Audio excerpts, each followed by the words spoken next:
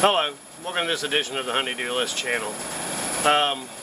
Recent years, the Blackstone and other grills that use a smaller propane bottle have been making a, kind of a little bit of noise in the camping world and, at home and stuff like that. Well, these bottles, they're getting kind of expensive, and you use them, there's, 1 pound, and then you just supposedly supposed to throw them away or recycle them. Well, I was on Amazon and I found this device, looks something like this. You can see it.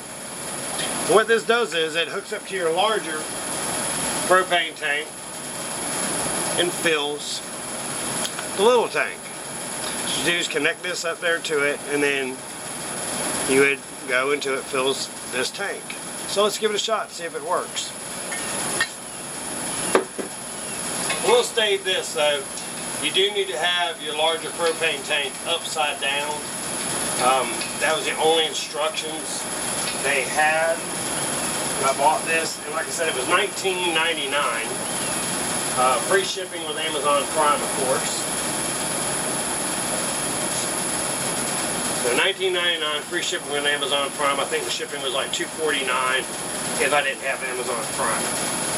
Slide this to the edge. We're going to screw the green one on, the 1 pound cylinder.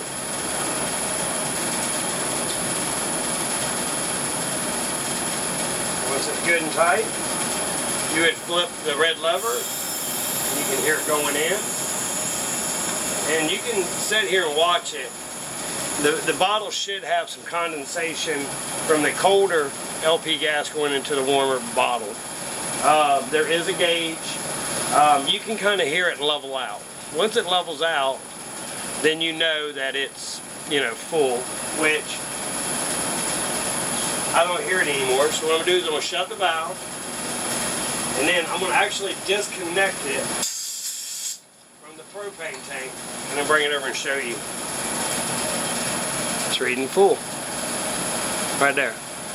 So reading full, took a few seconds.